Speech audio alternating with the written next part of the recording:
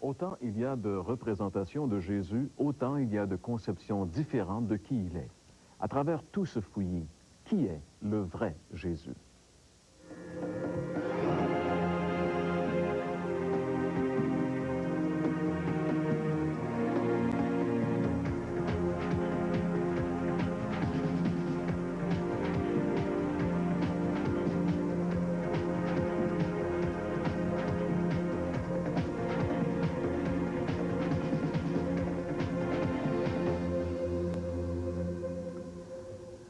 Mesdames, Messieurs, bonjour. Re-bienvenue à l'émission L'heure de la bonne nouvelle. C'est déjà la 13e et dernière émission de cette série qui a eu pour thème le vrai Jésus. Tout au long de cette série, nous avons regardé différentes facettes du vrai Jésus. Ce Jésus qui nous est révélé dans la Bible, la parole de Dieu.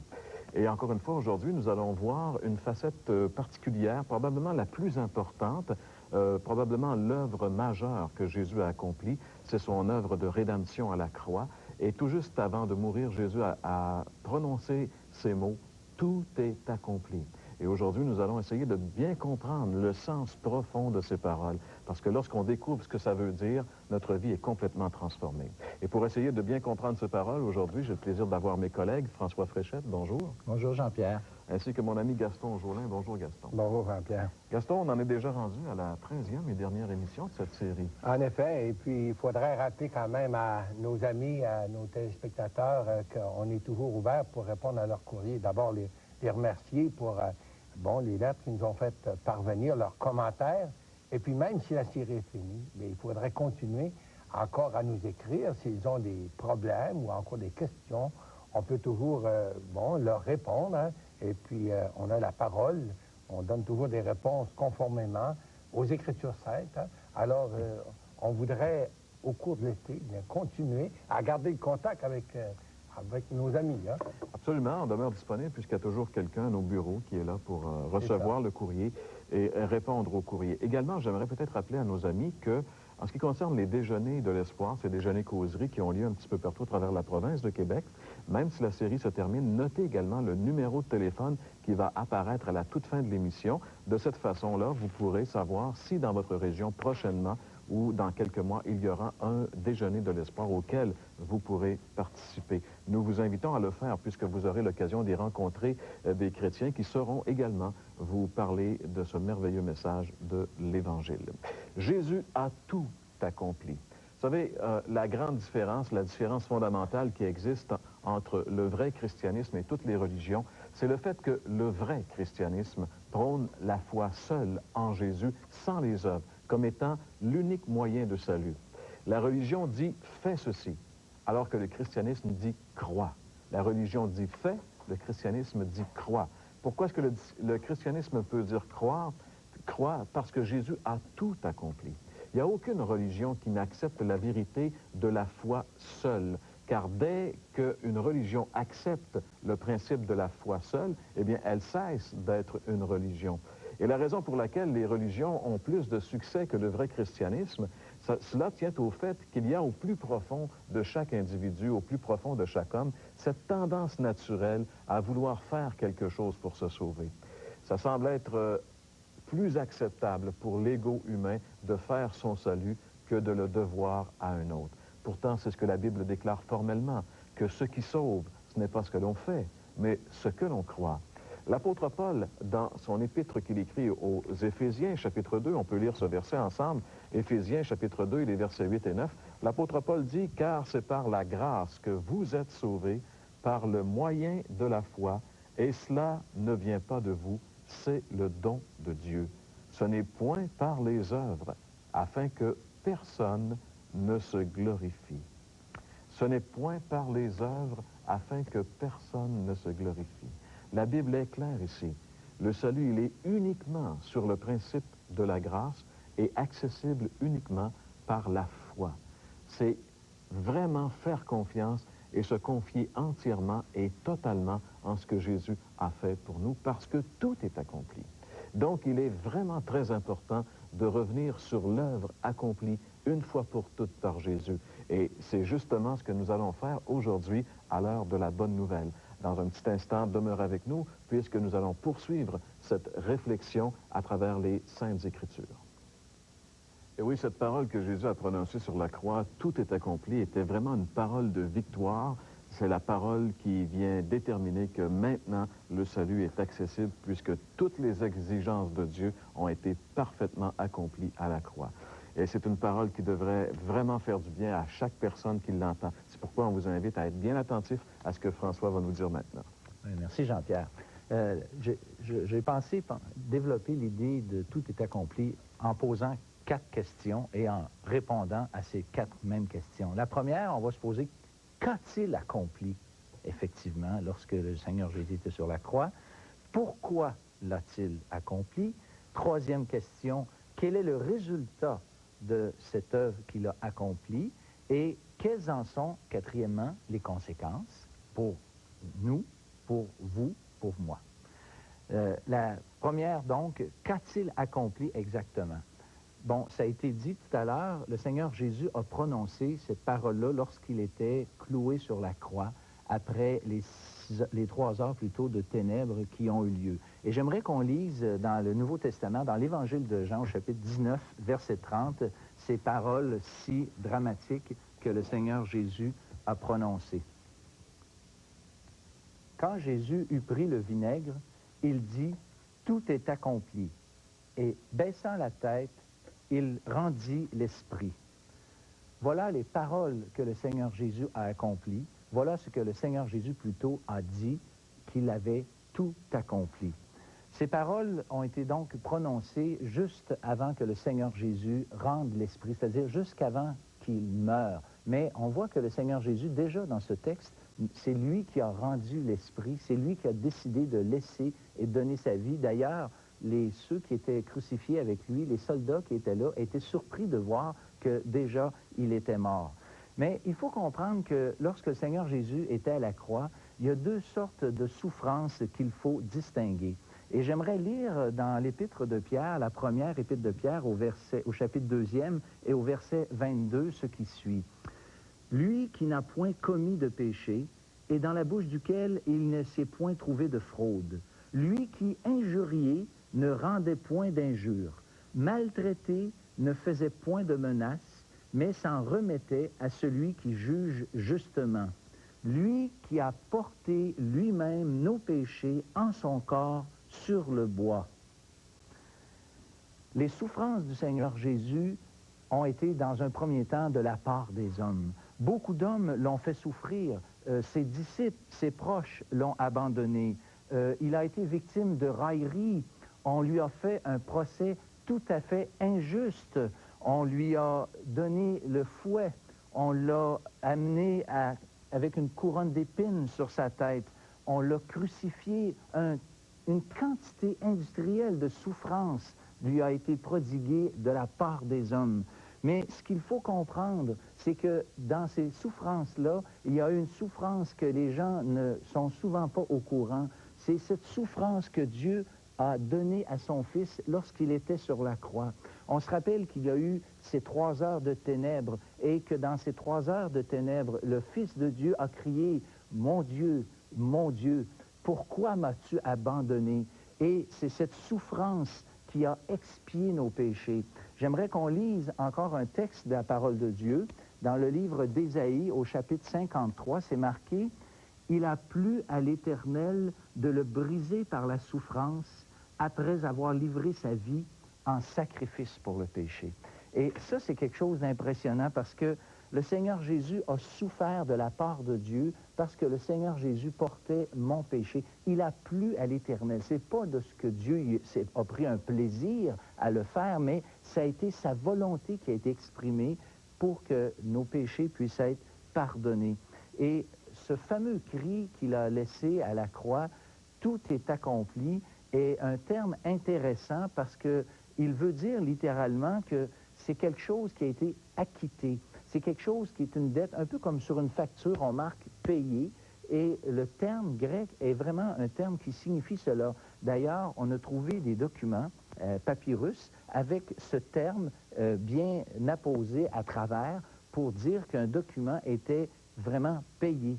C'est un peu comme aujourd'hui, si on dirait, j'ai eu ma quittance de dette. On a une quittance de dette, un document légal, souvent aujourd'hui un document notarié, qui nous prouve que légalement, on est libéré, par exemple, d'une hypothèque sur une maison. Le dernier paiement, cette fameuse quittance de dette fait suite à ce dernier paiement.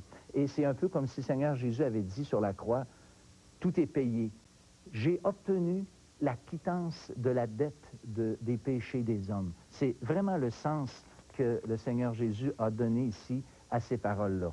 La deuxième question que j'ai posée et que j'aimerais brièvement répondre, c'est pourquoi l'a-t-il accompli? Et il y a 3 raisons. La première raison, c'est l'amour que Dieu a pour les hommes. Car Dieu, nous dit la Bible, a tellement aimé le monde qu'il a donné son Fils, afin que quiconque croit en lui ne périsse point, mais qu'il ait la vie éternelle. On trouve ce verset dans l'Évangile de Jean, chapitre 3, et au verset 16.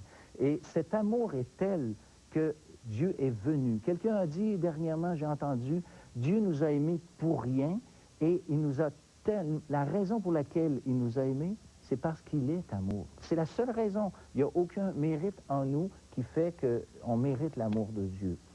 La deuxième raison pour laquelle il l'a accompli, c'est que Dieu est un Dieu juste. Et moi, si mon ami Gaston me fait quelque chose, je peux lui donner une tape sur l'épaule puis dire, Gaston, on oublie ça. C'est pas grave, je te le pardonne, puis je m'en vais avec ça. Mais en ce qui concerne la justice absolue de Dieu, il faut la comparer à un juge qui aurait devant lui quelqu'un qui serait condamné, et le juge dirait, oh, c'est pas grave. Le juge ne peut pas faire une telle décision. Même s'il connaît la personne, même s'il l'aime, même s'il souhaiterait le contraire, il doit accomplir la justice, c'est son mandat. Et à cause de la justice de Dieu, Dieu ne peut pas pardonner et puis oublier comme ça de rien. Il faut absolument que quelqu'un paie à sa place, et c'est ce que le Seigneur Jésus a accompli. La troisième raison, elle est fort simple, c'est que nous ne pouvions pas nous-mêmes acquitter, faire le dernier paiement ou le paiement pour la dette de nos péchés. C'était impossible. Nous en étions incapables parce que nous sommes pécheurs et moi, je ne peux pas donner ma vie pour quelqu'un d'autre pour ses péchés, pour la simple et bonne raison que moi-même, je suis pécheur et je mérite moi-même la condamnation. Et ça, c'est là, donc, la troisième raison.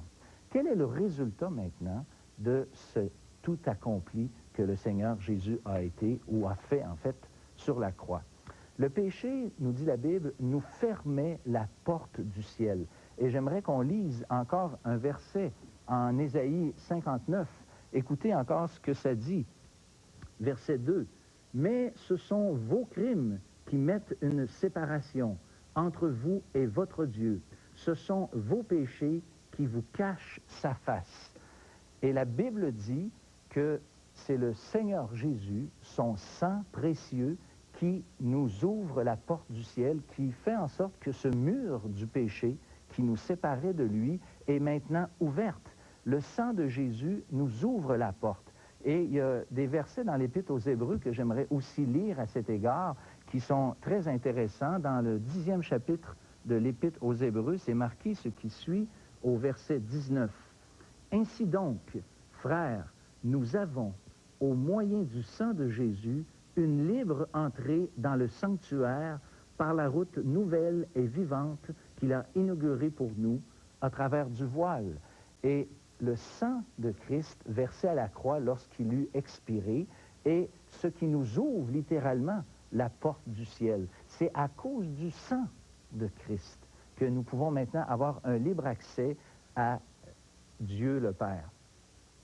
Dans l'Évangile, ceux qui l'ont déjà lu sont frappés peut-être, ou peut-être se sont déjà interrogés, à savoir, il y a un verset qui dit « Le voile du temple s'est déchiré depuis le haut jusqu'en bas lorsque le Seigneur Jésus a expiré. » Et il faut comprendre que ce qui est arrivé, c'est que le temple avait 2 parties. Une partie qu'on appelait le lieu saint et une autre partie qu'on appelait le lieu très saint, dans lequel la présence de Dieu était manifestée, au point que même le grand sacrificateur, une fois l'an seulement, pouvait avoir accès dans cet endroit.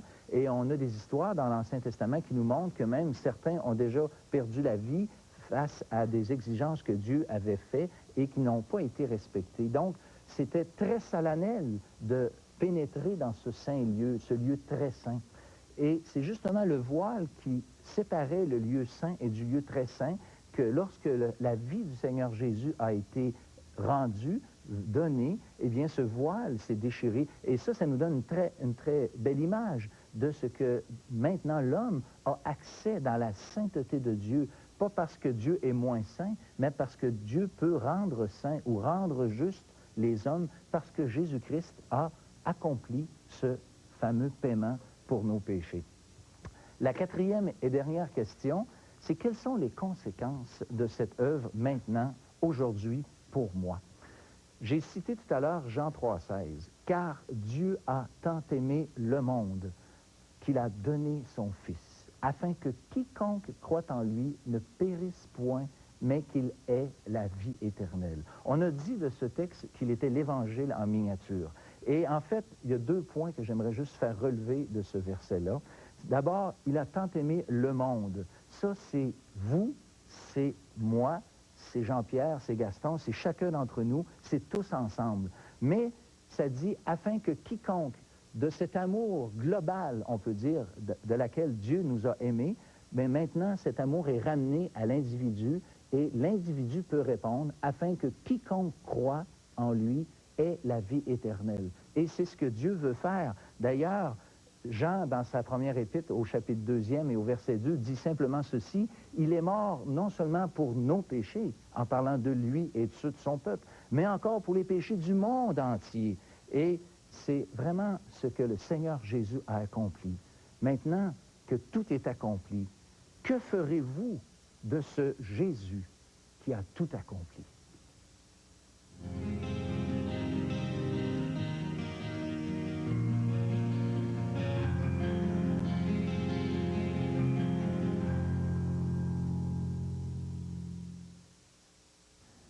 Jésus a tout accompli. Quelle grande vérité, acquitté. Et qui de nous ne ressent pas un certain soulagement quand une dette est finalement payée, acquittée? Ça peut être une dette sur un auto ou une maison. Et voilà que le dernier paiement est fait et que la dette est acquittée. La différence, c'est que dans le cas de nos dettes, nous sommes responsables de les rembourser à force de travailler, de peiner, d'économiser, etc., etc. Mais en ce qui concerne notre dette envers Dieu et sa justice, nous devons déclarer faillite parce qu'on n'a pas les moyens d'acquitter notre dette envers un Dieu saint, envers un Dieu juste par nos propres moyens. Comme on l'a déjà entendu, notre justice, ce qu'on a de meilleur, c'est comme un vêtement souillé. C'est encore souillé devant la sainteté de Dieu. C'est pour cette raison que Jésus est venu, par amour pour nous, payer notre dette à la justice divine par le sacrifice de sa vie à la croix. Les religions nous diront « Aide-toi, puis le ciel t'aidera ». Et qui de nous n'avons pas entendu cette expression avant? Comme si nous avons une partie de notre dette à rembourser nous-mêmes. Il n'y a rien de plus contraire aux paroles mêmes de Jésus, du Sauveur. Tétélestai fut le cri de victoire du Sauveur en croix. Qu'est-ce que ça veut dire, tout est accompli? C'est fini, tétélestai. Un cri de victoire, la dette est payée. Ma dette, votre dette fut totalement payée, acquittée par Jésus. Y croyez-vous, cher ami? Pour que votre dette soit acquittée pour vous, il vous faut accepter le pardon que Jésus vous offre maintenant par la foi. Pardon sur lequel est inscrit acquitté, signé avec le sang de Jésus. Vous comprenez mon langage. L'histoire raconte qu'un jour, le gouverneur des États-Unis visita un certain prisonnier dans une prison. Il vit un certain type, oui, justement, condamné à mort pour crime commis. Le gouverneur eut pitié de lui et il transmit un billet de pardon pour lui au directeur de la prison. Et lorsqu'on lui présenta ce billet d'acquittement, il le refusa. et dut mourir pour son crime. Dans le livre des Actes, chapitre 13, versets 38 et 39, et on veut le lire ensemble, nous lisons ceci. Sachez donc que c'est par Jésus que le pardon des péchés vous est annoncé, et que quiconque croit en Jésus est justifié, déclaré juste par lui de tout péché. Cher ami, vous pourriez être acquitté de votre dette de péché devant Dieu aujourd'hui. Le prix a été payé par Jésus à la croix. Le pardon de vos péchés vous est présenté aujourd'hui. Et quiconque, ça pourrait être vous qui m'écoutez présentement, quiconque croit en Jésus est justifié, déclaré juste par lui. Croire, c'est d'accepter par la foi Jésus comme sauveur et aussi le pardon qu'il vous offre. Vous pourriez, dans un esprit de prière, vous incliner devant le Seigneur et lui dire, « Seigneur, je crois que tu as expié tous mes péchés à la croix. Je sais que ma dette fut acquittée. C'est en toi que je me confie pour mon salut. Je t'accepte comme mon sauveur maintenant. Merci Jésus pour ton sacrifice. Merci pour ta vie, cette vie que tu as donnée pour moi, pour me laver de tout péché. À toi la gloire. Amen. Tel que je suis, sans rien à moi, sinon ton sang versé pour moi, et ta voix qui m'appelle à toi.